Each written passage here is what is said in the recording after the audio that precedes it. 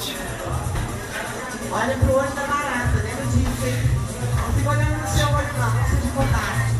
A sua barata olha no olho dela. Você sabe como o nosso cérebro assimila as informações quando estamos aprendendo uma habilidade? Vou falar um pouquinho sobre isso. Existem 4 etapas no processo de aprendizagem de uma habilidade. E nisso eu não falo só de uma habilidade motora, pode ser também uma habilidade cognitiva, como por exemplo aprender uma língua. Nosso cérebro passa por 4 etapas, que são elas: a incompetência inconsciente, a incompetência consciente, a competência consciente e a competência inconsciente.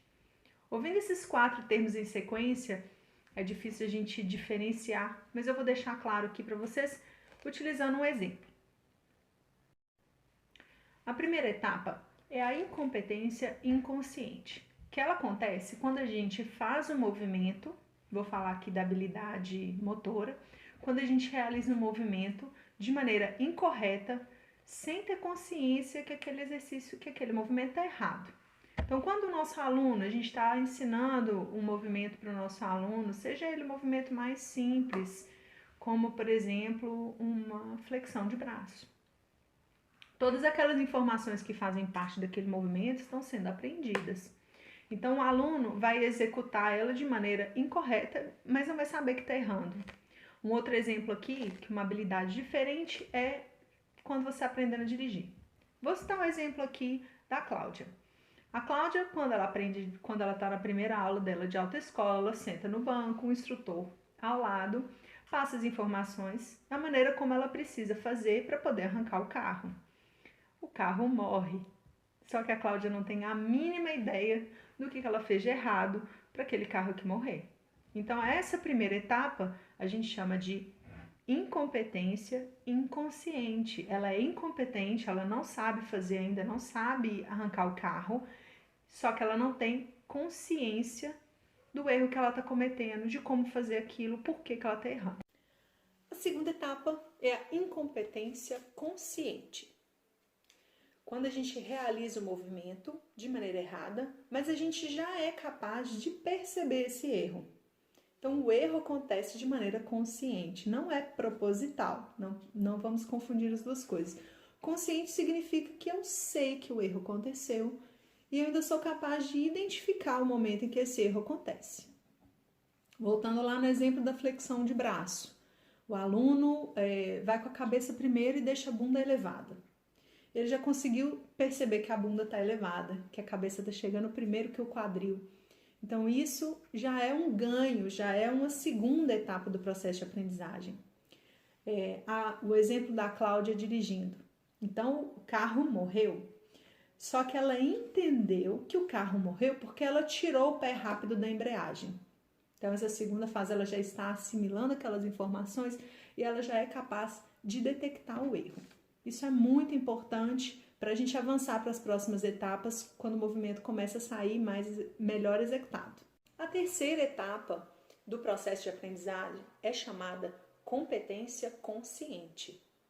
Depois de algumas informações acerca daquele movimento, depois de absorver esses dados, o praticante consegue executar o movimento de maneira correta. Então, a pessoa está fazendo a flexão de braço, ela já não deixa o quadril elevado. A Cláudia já consegue arrancar o carro sem deixar o carro morrer. Mas por que essa etapa não é a última? Porque ela ainda demanda muita energia, a pessoa ainda precisa prestar bastante atenção no processo. A Cláudia tem que olhar se a mão tá no câmbio, se os pés estão fazendo o movimento de maneira correta. Nessa etapa ainda acontecem erros, ela pode ainda errar, mas ela já consegue acertar prestando atenção bastante nesse processo. Então, é um processo que ainda demanda muita energia, ainda demanda atenção. E a última etapa do processo de aprendizagem é chamada competência inconsciente, que acontece quando a gente realiza o movimento de maneira natural, sem se preocupar muito com o que está acontecendo.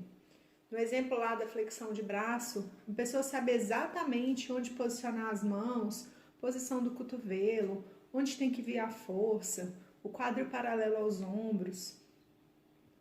todos esses elementos da execução estão incorporados à prática. O outro exemplo é o exemplo da Cláudia, que agora a Cláudia arranca o carro sem que o carro morra e sem que ela preste muita atenção. Isso é um fato que acontece com todos nós. Quem dirige hoje sabe muito bem que não precisa prestar atenção. Você liga o carro, vira a chave e o carro sai andando, raramente morre. E é assim que a gente vai incorporando e aprendendo as habilidades motoras. E dentro desse processo, eu falei sobre o erro. O erro é extremamente importante, porque ele é o gatilho que faz com que você aprenda. Você precisa praticar, porque a aprendizagem depende da experiência. E quando você começa a detectar o erro, é que você passa para a segunda fase do processo de aprendizagem. Então, vamos aceitar os erros durante a execução. Não vamos desistir na hora que a gente executa a tarefa pela primeira vez e você já quer sair correndo como se aquilo não fosse para você. Não, demanda prática.